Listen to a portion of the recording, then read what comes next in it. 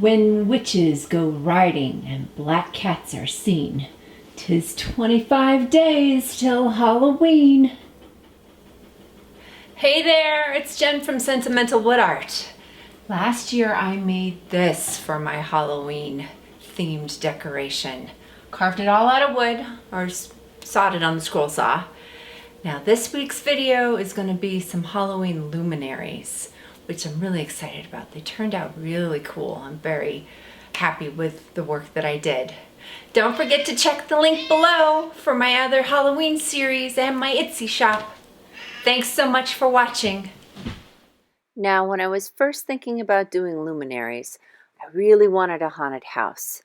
So I picked this design and was playing around with it on Inkscape. Then I realized as I was messing with the dimensions that there's no way this haunted house is going to look like it should for the dimensions of my lantern. It needed to be 14 inches high by 6 inches wide. And when I was squishing it, it was really just going to morph it to where it would look weird. So I decided to go with some pumpkins. I was thinking maybe I could do pumpkins for Halloween and for Thanksgiving. But I decided that I needed to do original designs for both. I was looking at spider webs, seeing how I could play around with those, and trying to get them to fit into my design. Flipping them around, working with the transparency. But then as I was thinking, I'm like, those might be too delicate. Just that one little tip holding onto that pumpkin for 14 inches of wood really wasn't going to work. So I got that ghosty on the side there as a backup. Thanksgiving. So this is the design that I think I'm going to do for Halloween. We'll see how it looks once it's all carved out of wood and spray painted black. So my plan is to just blue tape the top board of these and glue the design on that one, and then double face tape all of these together and cut it out in one shot so I can have all of my luminaries, because the lantern is 4 sides. So if I can cut it out in one shot, but the risk is if I screw up 4 of them. So, don't screw up is basically the lesson in this. So I'm going to glue this guy onto this.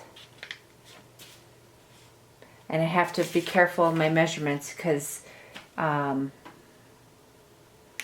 6 inches wide, and I got to allow a ½ inch on each side.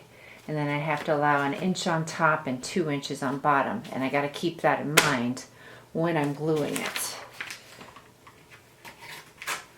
Precision, precision. I think I've shown you this trick in the past. If you have to have your measurements just so, draw a line with a Sharpie before you put the adhesive on, and then you can match it up. So I've got my measurements just so. And I'm going to try and draw the line and get it to work. So I got them double face taped together. I'm a little worried about this bottom board. See how there's a gap right there?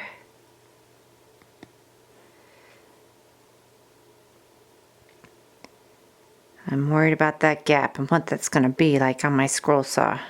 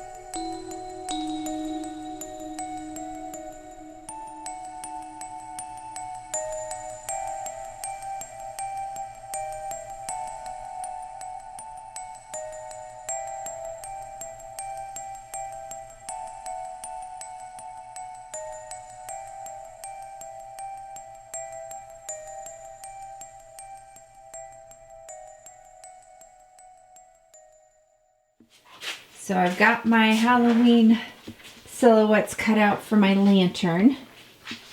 Now I gotta decide if I'm gonna paint them or not, or what I'm gonna do. So I decided to go with a classic gray stain, so my luminaries would look more like wood versus spray painting them black. It turned out a lot better than I thought. So I've got my luminaries all cut up and set out. My cat is currently doing the inspection. I'm trying to decide because on these before I've always had bows of some sort.